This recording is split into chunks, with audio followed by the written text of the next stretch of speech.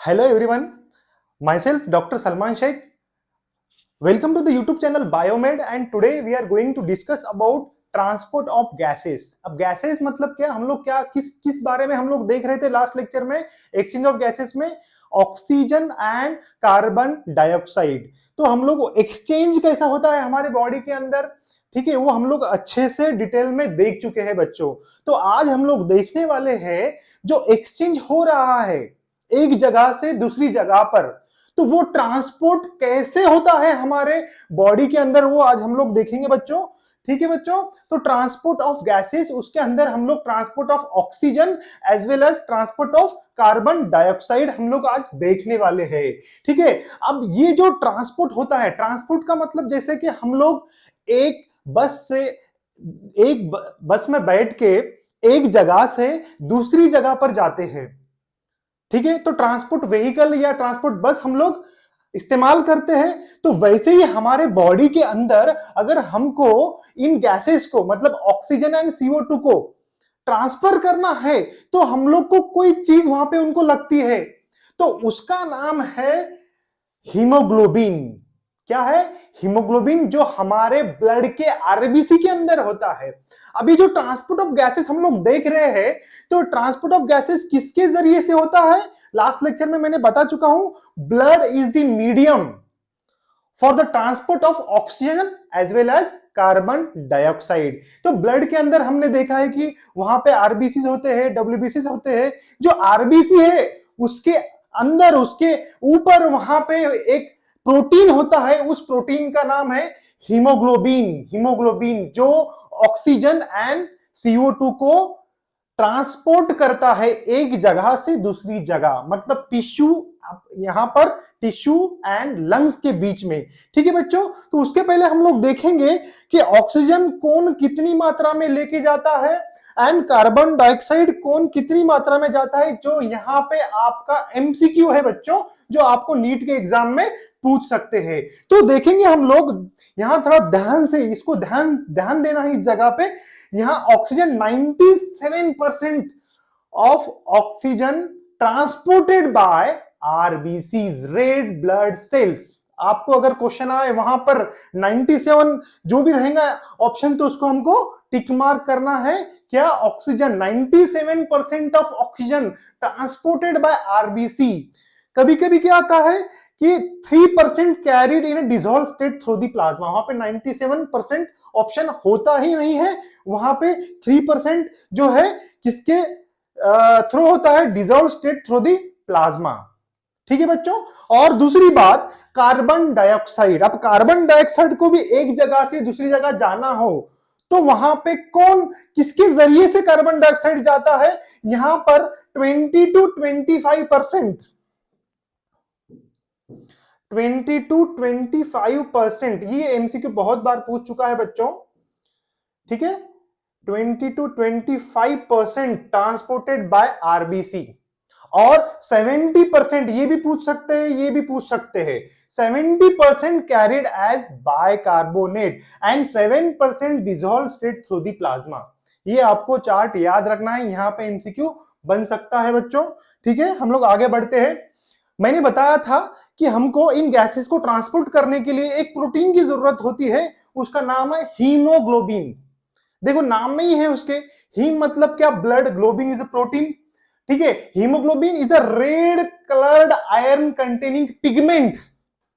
ठीक है, red coloured iron containing pigment present in the RBC. अब देखो यहां पे दिख रहा है, ये है, ये आरबीसी है, ये आरबीसी इसके अंदर यहां पे दिख रहा है, ये है हीमोग्लोबिन।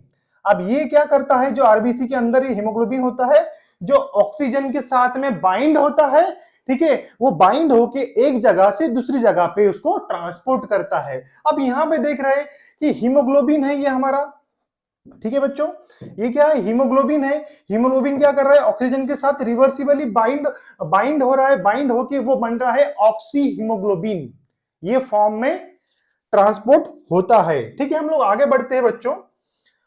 अब ये भी याद रखना है, एक हीमोग्लोबिन जो है वो 4 ऑक्सीजन को कैरी कर सकता है बाइंड करके। ठीक है, ये भी आपको MCQ पूछ सकते हैं कि एक हीमोग्लोबिन कितने O2 को ट्रांसफर कर सकता है? तो याद रखना है आपको 4O2, ठीक है, 4O2। ये भी एमसीक्यू आपको एग्जाम में पूछ सकते हैं बच्चों, ठीक है। हम लोग आगे बढ़ते हैं।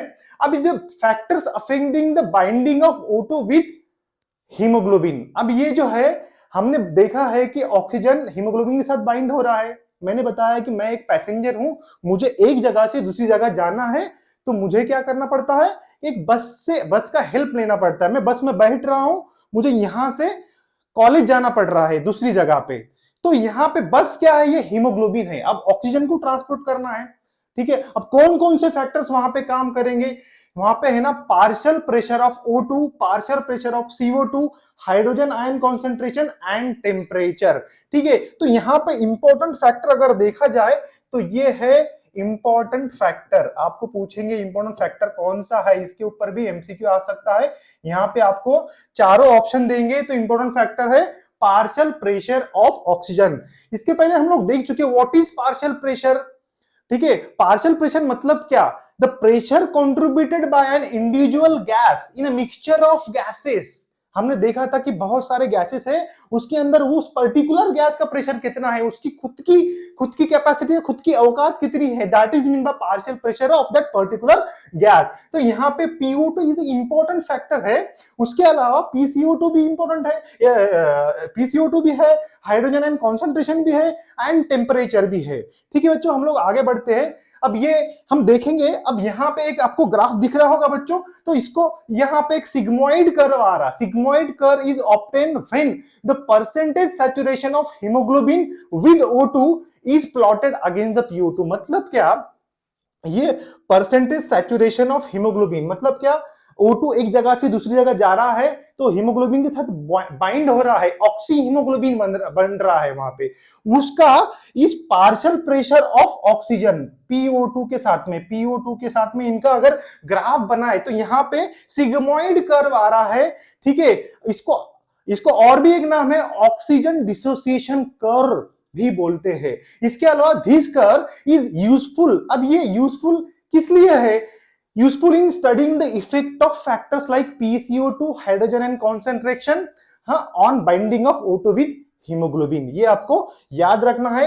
आपको देंगे एमसीक्यू में, पूछेंगे कि इसको क्या, कौन सा ग्राफ बोलते हैं यहाँ पे? ऑक्सीजन डिसोसिएशन कर्व, या फिर ऑक्सीजन डिसोसिएशन कर्व में कौन सा शेप का ग्राफ आता है, वहां पे पूछे। Sigmoid curve is obtained when the percentage saturation of haemoglobin with O2 is plotted against the partial pressure of oxygen. The sigmoid curve is obtained, also known as oxygen dissociation curve, ठीक है बच्चों। हम लोग आगे बढ़ते हैं।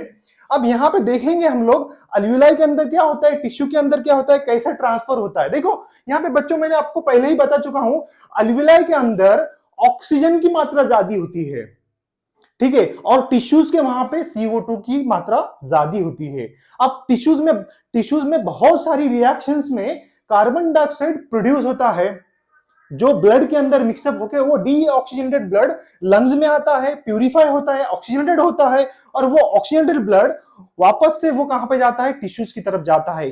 तो ये जो ऑक्सीजन एंड CO2 का जो ट्रांसपोर्ट हो रहा है, वही हम लोग देख रहे हैं। मैंने बताया अल्वियोलाई के अंदर वहां पे O2 की मात्रा ज्यादा होती है, पार्शियल प्रेशर ऑफ ऑक्सीजन वहां पे ज्यादा होता है। बाकी फैक्टर्स देखो कम है यहाँ पे। बाकी जो फैक्टर्स अगर देखेंगे, ठीक है, PCO2, hydrogen ion concentration and temperature, बाकी फैक्टर जो है उन्होंने कम है मात्रा उनकी, और PO2 ज्यादा है। तो यहाँ पे क्या हो रहा है? ये favourable for formation of oxy haemoglobin. अब मैंने बताया ऑक्सी हीमोग्लोबिन, इसमें क्या है? ऑक्सीजन भी है एंड हीमोग्लोबिन भी है। अब ये जो PO2 increase and PCO2 is decrease, hydrogen and concentration is decrease, कम, और टेम्परेचर भी कम है, वहां पे ये जो फैक्टर्स है फेवरेबल किसके लिए है?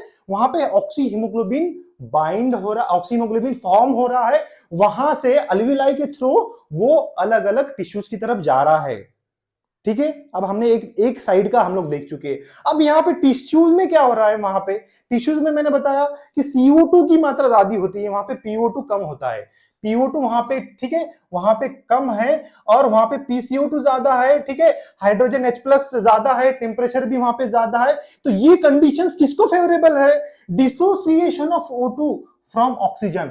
अब जो ये बस निकली है हमारे अल्विलाई की तरफ से, बस मतलब क्या, हीमोग्लोबिन, किसको साथ में लिया है, ऑक्सीजन को साथ में लिया है, दैट इज ऑक्सी हीमोग्लोबिन। वो अल्विलाई के थ्रू अब जा रहा है टिश्यूज की तरफ। वहां पे जो फैक्टर्स है, वहां पे PO2 कम है, PCO2 ज्यादा है, H+ आयन कॉन्सेंट्रेशन ज्यादा है, टेम्परेचर ज्यादा है, तो ये जो फैक्टर्स है वो जो ऑक्सी हीमोग्लोबिन ले गया है टिश्यूज की तरफ, वो डिसोसिएट कर रहा है उसको। ठीक है, ये ऑक्सी हीमोग्लोबिन को, ऑक्सीजन एंड हीमोग्लोबिन को अलग कर रहा है और वहां पे जाके उसको O2 उस टिश्यू को दे रहा है। ठीक है, ये है मैं आपको बता चुका हूं बच्चों। मतलब क्या, this clearly indicates that oxygen get bound to the haemoglobin in the lungs.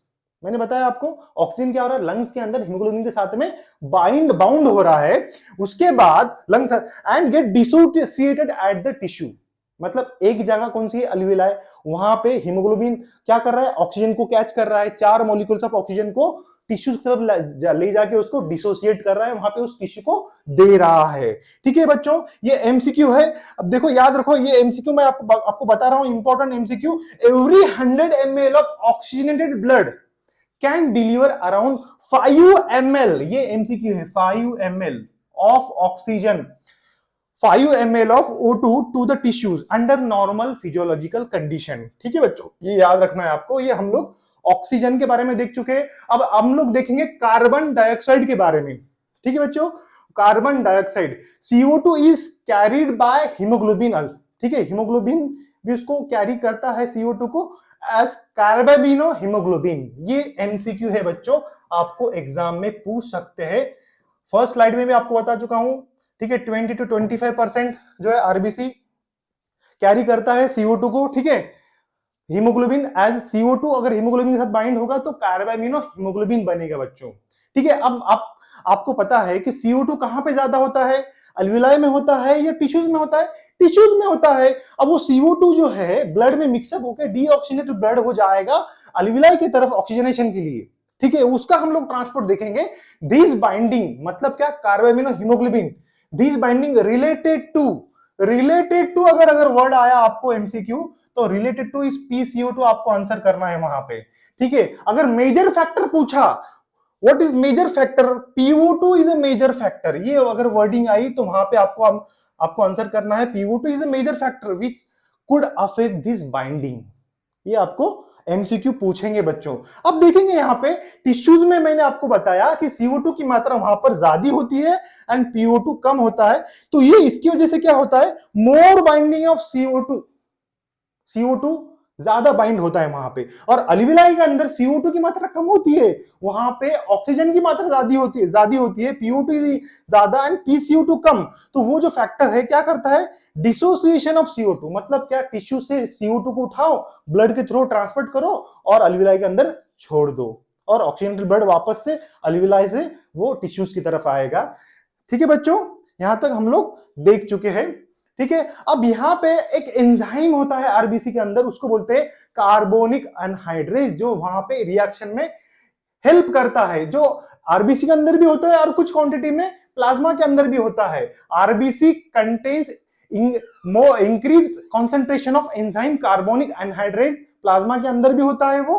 ठीक है, और this enzyme facilitate the reaction CO2। आप देखो यहाँ पे टिश्यूज के अंदर CO2 की मात्रा ज्यादा होती है, वहां पे CO2 H2O के साथ कंबाइन हो रहा है, वहां पे H2CO3 बन रहा है, वहां पे आगे जाके bicarbonate and H+ ion concentration, ये रिएक्शन होगी। ठीक है, अब देखो at the level of tissue, मतलब टिश्यू में क्या होता है, वहां पे PCO2 इंक्रीज ज्यादा रहता है वहां पे, तो ये रिएक्शन ऐसी फॉरवर्ड डायरेक्शन में रिएक्शन होगी। अब अल्विलाई के वहां पे क्या होगा कि वहां पे PCO2 कम होगा। ठीक है, और जो है रिएक्शन, जब CO2 कम होगा अल्विलाई के तो H2CO3 हाइड्रोजन आयन कॉन्सेंट्रेशन के साथ बाइंड होगा और वो H2CO3 बनाएगा, फिर CO2 वहां पे अल्विलाई के वहां पे रिलीज होगा बच्चों। ठीक है, तो बच्चों आज हम लोग ये इंपॉर्टेंट देख चुके हैं। इसके अलावा CO2 trapped as a bicarbonate, ये एमसीक्यू पूछ सकता है आपको, CO2 trapped as bicarbonate at the tissue level and transported to the alveoli is release out as CO2। ठीक है, अगर देखा जाए टिश्यू के वहां पे CO2 बाइकार्बोनेट आयन के फॉर्म में मिलेगा आपको, क्या मिलेगा, बाइकार्बोनेट, और अल्विलाई के वहां पे CO2 रिलीज हो जाएगा। और एमसीक्यू, और एक इंपॉर्टेंट एमसीक्यू है जो आपको एग्जाम में पूछेंगे, every 100 ml of deoxygenated blood, ये इंपॉर्टेंट वर्ड है, deoxygenated blood delivers approximately 4 ml of CO2 to the alveoli। ये यहां तक आपको एग्जाम में आ सकता है बच्चों। ठीक है बच्चों, तो आज ये हमारा breathing and exchange of gases ये टॉपिक खत्म हो चुका है। नेक्स्ट हम लोग देखेंगे किडनी टॉपिक देखेंगे बच्चों। Thank you so much. मेरे चैनल को सब्सक्राइब करो, फॉलो करो, ठीक है, लाइक करो एंड शेयर करो। Thank you.